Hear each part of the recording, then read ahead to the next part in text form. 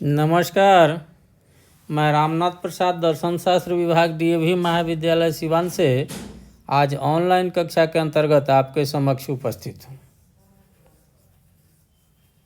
पिछले वर्गों में हम लोगों ने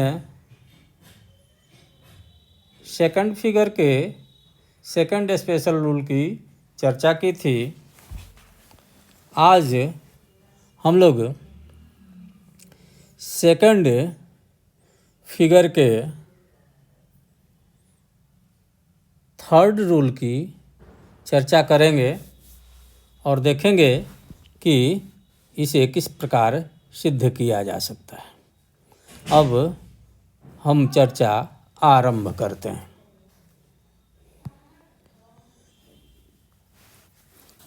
नियम 3 कहता है कि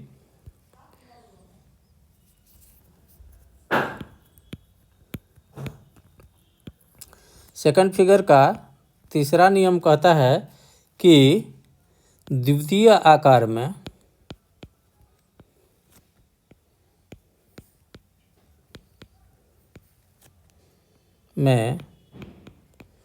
निष्कर्ष को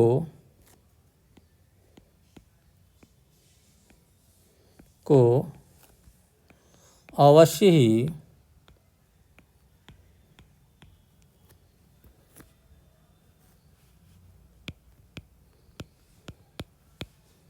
निषेधात्मक होना चाहिए।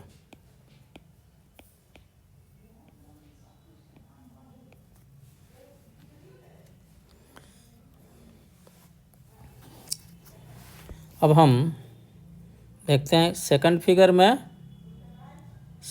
में क्या होता है। सेकंड फिगर में मिडिल टर्म जो है मेजर प्रेमिस और माइनर प्रेमिस दोनों ही में विधेय के स्थान पर रहता है।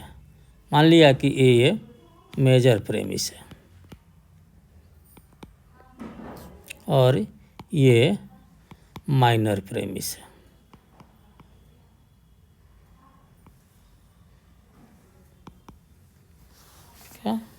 तो यहाँ मिडिल टर्म जो है वो मेजर प्रेमिस में भी और माइनर प्रेमिस में भी विधेय के स्थान पर रहता है और मेजर टर्म मेजर प्रेमिस में उद्देश्य के स्थान पर रहेगा और माइनर प्रेमिस में माइनर टर्म उद्देश्य के स्थान पर रहेगा।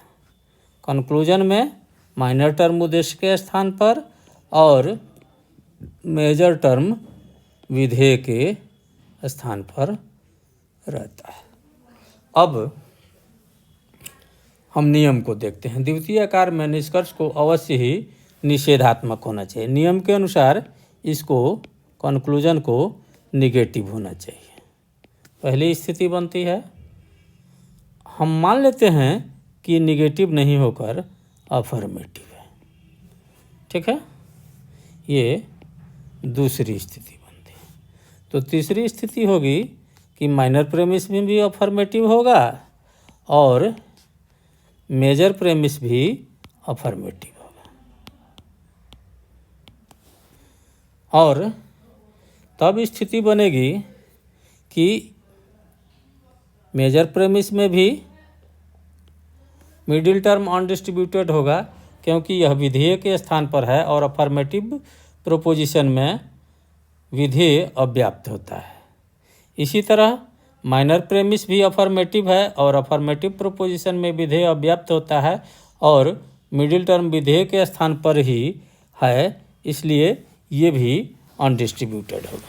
तो अगर कंक्लूजन को अफर्मेटिव हम लेते हैं तो दोनों ही आधार वाक्य अफर्मेटिव हो जाएंगे और इसके कारण इस पूरे सिलोजिज्म में अनडिस्ट्रीब्यूटेड फैलेसी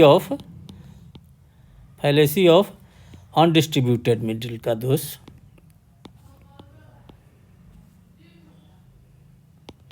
अनडिस्ट्रीब्यूटेड मिडिल